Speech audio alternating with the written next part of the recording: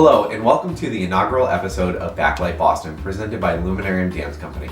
My name is Russell Holman.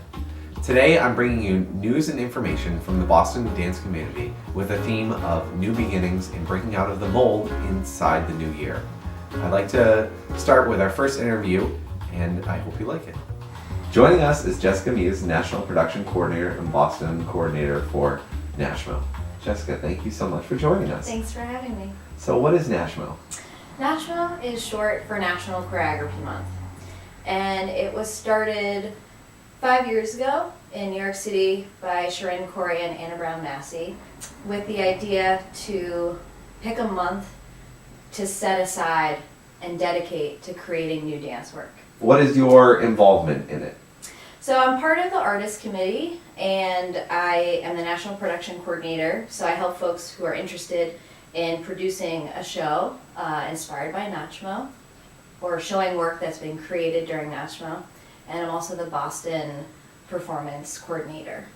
So do a lot of the other choreographers involved in NACHMO work together and coordinate and how they might do their performances?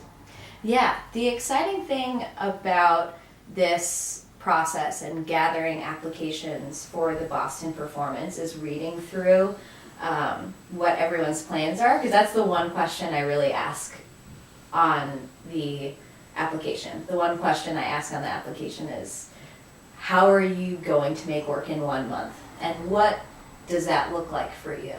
So some people have really elaborate explanations about how they plan to approach it, and are drawing from experiences in the past creating work in a short period of time. We actually have some people performing who have done Luminarium's 24-hour Choreo Fest, so they're very familiar with creating work in a very short period of time, which is exciting. And then we have some people who maybe have not created work before and presented their own work, which is exciting. So they are both really challenged by the short time frame, and then they're also finding themselves and finding their voice as a choreographer. Now, what are some challenges that different choreographers or yourself find throughout that month in creating a new, unique piece of work for January? I think one big challenge about creating work in a short period of time is deciding when it is done, or if it's done at all. And that's part of NACHMO, is that the idea is to create work and dedicate the time during that month. Whether or not it is done is irrelevant.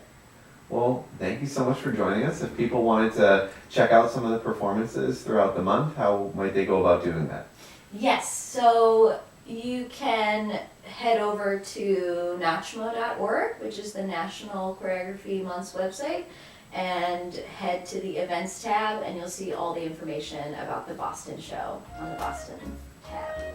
Upcoming news and events in the Boston dance community include performance created by Roshan Mitchell, Stephen Merritt, and Ali Nashki Messing, January 24th and 25th, ICA in Boston. Deborah Abel Dance Company calling to you a tale of ancient wisdom in the modern world, back from its 3-city tour in India, January 25th and 26th, Sai Performance Center, Boston. Dance Currents Incorporated, Next Steps, featuring Boston choreographers, January 26th, Green Street Studios, Cambridge. Galeen Dance, Wonderland, January 31st through February 1st, ICA, Boston. Spunk & Company, hashtag Here and Now, Residency Performance, January 31st through February 1st, Boston Center for the Arts, Boston. NACHMO, National Choreography Month, February 7th through 8th, Green Street Studios, Cambridge. Company Café, a French hip-hop ensemble, February 7th through 9th, City Performing Arts Center, Schubert Theater, Boston. Ryan P. Casey's Heart and Soul, an evening of dynamic duets, February 15th, Regent Theater, Arlington. I'd like to introduce Karen Krolak and Jason Ries, Artistic Director and Production Designer for Monkeyhouse Dance. Thank you so much for joining us today. Thanks for having us. Yeah. So what is Monkeyhouse Dance? So Monkeyhouse began as an incubator for choreographers. That was kind of the initial idea that we had for it. And when we started in the early 2000s, there was a lot of opportunities for kind of smaller touring possibilities. And the idea was that we would help choreographers take a piece, build it, and be able to tour it and perform it multiple times, get a sense of the business of presenting work. But our second year on tour is when 9/11 happened, and a lot of the funding within the arts world changed, and a lot of our ability to kind of travel in the same way changed. And so we recognized that one of the things we'd really learned from touring was how to be able to make choreography accessible to people, how to have discussions with people who weren't comfortable watching dance, to feel like they could talk about it, and that the more people got comfortable watching dance, the more that they didn't just come see our work, but that they went to see work in general. And so we began really expanding to be an organization that was focused on connecting communities to choreography and connecting people to choreography. So we've expanded a lot of, our focus isn't just on presenting work now, but on doing things that help people to demystify the art form.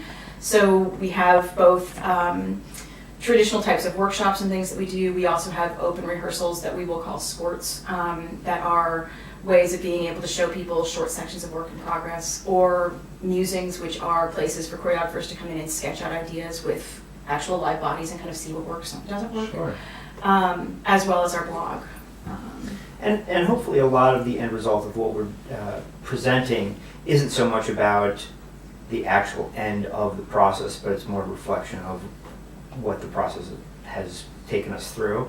And I know that that kind of sounds a little bit kind of fluffy perhaps, but I mean, I think that really what we've become as an organization is really interested in what happens in the rehearsal room and what is developing there, both physically as well as mentally. How is your process unique to Monkeyhouse? One of the things that I think we spend a lot of time working on within the company is building out of improvisational forms that really work on finding the idiosyncratic strengths of each of the dancers and different pairings of dancers, whether it's pairings of dancers with each other or pairings of dancers with certain objects, that we adapt and arrange things around that. And even pieces that have been in existence for a while. For example, there's a piece, Ululation, that I created back in the mid-90s that was a solo for me for a long, long time. And when I got to the point where I no longer felt like it made sense for me to be performing it and went to pass it to another dancer, instead of trying to pass it exactly movement for movement with them, we looked at where there were places that things weren't quite the same on her body and my body, and how to be able to get the same idea through her. A lot about intent, right? I mean, Yeah. We really are focused on intent and ideas behind it, as opposed, and motivation behind it, as opposed to this foot and that spot in this particular form. And so looking at kind of how to translate a concept through movement rather than this is the exact moment to moment of every section of this piece, and to be able to replicate it, it has to be exactly that performed by every dancer. And we've really looked at that flexibility within the process of how we build things, that we'll try things one day where two people are tied together by their foot and see like what that brings out of them, but then maybe the next time that we work on it, we actually have them connected in some other way or not connected at all, to see how we still get that sense of that. And if that doesn't change things enough, then we'll switch in who the other person is that we have working with them, to kind of keep people looking at finding what's really unique about themselves within it.